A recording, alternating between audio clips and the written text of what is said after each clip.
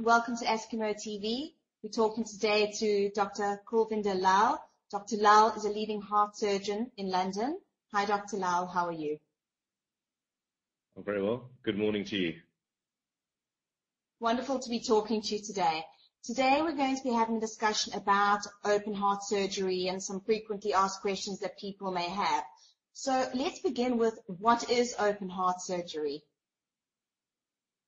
Open heart surgery is any procedure where we have to actually open the chest to access the heart to perform any remedial surgery on the heart.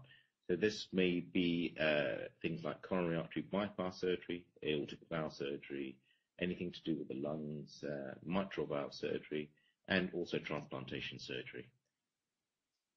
What are some of the reasons that a person may require this kind of surgery? Sure. I think if we take them one by one, coronary artery surgery is performed for patients for two reasons. One is for prognostic indications and one for symptoms. And the symptoms are generally that of angina, shortness of breath, chest pain. And the procedure is that they would usually be referred to a cardiologist who would perform an angiogram. And if there were significant lesions inside the heart on the angiogram, then they would be referred to a cardiac surgeon such as myself, and we would perform bypass surgery. Similarly, for valve surgery, aortic and mitral valve surgery, generally the indications are of shortness of breath, and the patients would then go on to have an echocardiogram and an angiogram. And if they show significant disease in those valves, then again they will be referred to us for open heart surgery. What are some of the other names for open heart surgery? So you could have coronary artery bypass surgery, CABG surgery, heart valve surgery, all these sort of things. They're all, the phrase open heart surgery actually encompasses quite a lot of procedures that we do. But basically, if it says it's open, it means that it has open access and access to the heart. So anything that we have to actually physically look inside the heart to find what's going on. Give us a brief overview of what a patient should do and or not do in preparing for their open heart surgery.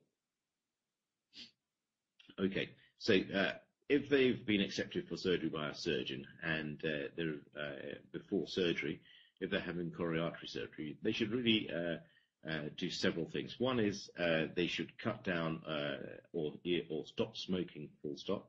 They should have their cholesterol checked. They should also, if they're diabetic, have that under good control.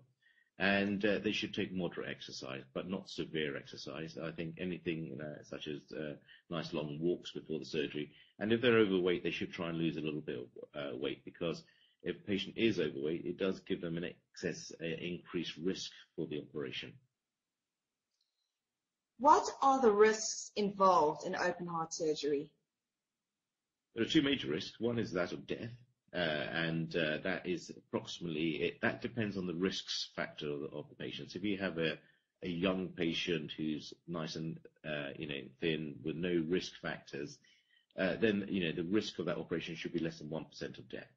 If, however, you have someone who's in their 80s or 90s who's had several heart attacks, diabetic, renal failure, then that risk approaches 5 to 6%. So it really depends on the risk profile of the patient themselves. The other frequently occurring risk is about 1% of stroke. So these two are the major complications that you can have. There are lots of minor complications. You can get wound infections, you can suffer from chest infections, you can suffer from arrhythmias of the heart. But all these are things that can be treated after the operation and not life-threatening. It's just that obviously if you die or if you have a stroke, it does cause a major morbidity and mortality to you. What should patients know in order to recover as best as possible from their open heart surgery? I think, again, preoperatively, they should try and lose as much weight as possible. And then after the operation, it all comes down to good physiotherapy, such as good deep breathing exercises, good mobility. And if they employ all of these, then their stay in hospital is much less than if they were not to do this. they would probably stay in hospital for about 5 or 6 days rather than 2 weeks. What are the alternatives to open heart surgery? Okay, so for coronary artery surgery, there are, the cardiologists are now stenting some patients. It depends on what sort of pattern of disease that you have, but about 50% of patients would go for stents and 50% for open heart surgery. Results of quite a lot of the trials show that if you have 1 or 2 vessel disease in vessels other than the main artery of the heart, called the left anterior descending, then probably stenting is better for you. But if you have any type of pattern that involves the left anterior descending and the other artery, then probably surgery is better for you in the long run. Thank you, Dr. Lall. Thank you so much for talking to me today. You're welcome. Thank you.